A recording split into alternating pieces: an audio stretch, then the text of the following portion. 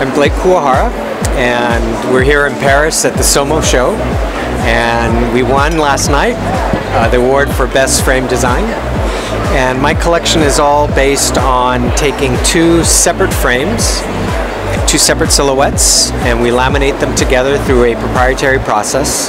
So the process itself is quite involved because we want to make sure that there's no separation between the outside frame and the inside frame. And what that allows us to do is to create a silhouette on the inside which is very wearable, and the outside silhouette gives it its personality. So the lamination process alone takes 2 months. We have to make sure that it's perfectly cured, there are no bubbles, no seams, and then it goes to an extensive milling process, because for me it's not just about how a frame looks, but how it feels in the hand. So we take a lot of time to actually add the contours to the backside so that they're rounded and smooth.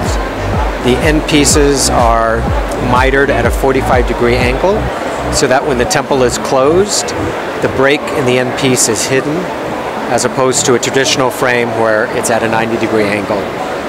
So it keeps a very pure and clean line. The temple tip also requires a lot of handwork.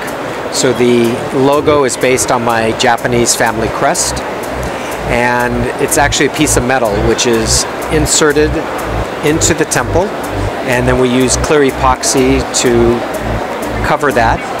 And the back side we actually laminate another clear piece of epoxy and acetate so that it gives the proper balance and mass to the temple tip, because we want to make sure that the frames fit properly and are properly balanced on the head.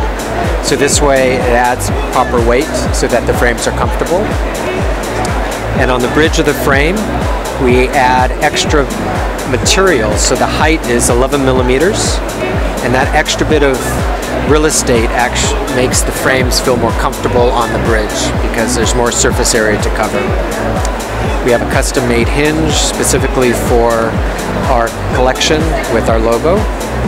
And the materials that we use, the acetates come from both Japan and Italy, but the frames themselves are crafted in Japan.